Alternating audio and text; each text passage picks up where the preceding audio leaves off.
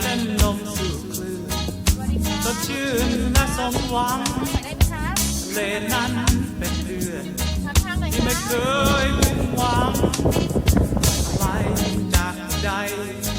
ยังที่คนคอยเฝ้าหวังไปทะเลกันดีกว่าไปทะเลกันดีกว่าไปทะเลกันดีกว่าไปทะเลกันดีกว่า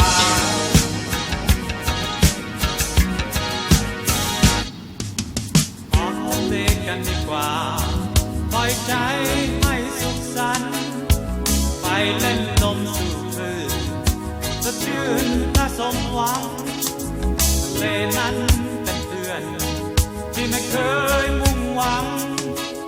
อะไรจากใจอย่างที่คน